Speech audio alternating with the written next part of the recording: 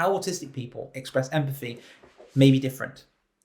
Me and my friends talking, to you, that can look like we do not understand, or we're talking about ourselves in that situation. But to us, the self story actually makes us feel listened and understood. And if we both are using different languages to communicate our empathy, we are fundamentally going to misunderstand each other and send across the wrong message. This is what we call the double empathy problem.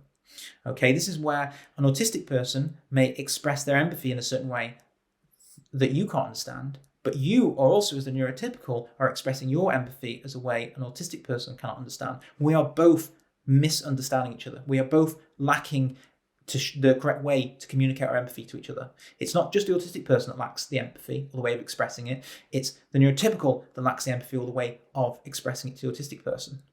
Now, if you are different in society, often the ownership is put on you to interact in the other's language, in the other's communication style. And if you don't, you're the one that lacks empathy. You're the one that has the problem. The emphasis is strangely not put on the neurotypical mind to express empathy, to meet us part way. So I would say you need to meet us part way. You need to understand how autistic people express empathy, how it might be different, or how it can look like it's not empathy when actually it is. Or all the stuff to do with trauma that may mean that we may be protecting ourselves or feeling too much, keeping us safe. So if you want to help us, is understanding that our expressions might be different, that there isn't a lack of empathy in a situation. It's that we communicate that empathy differently.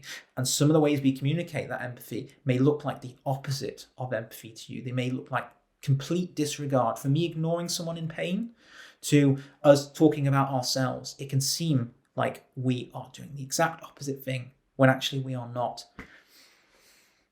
It's such a fundamental message to get. And if you don't get it, you can get completely the wrong idea about us, and we can get completely the wrong idea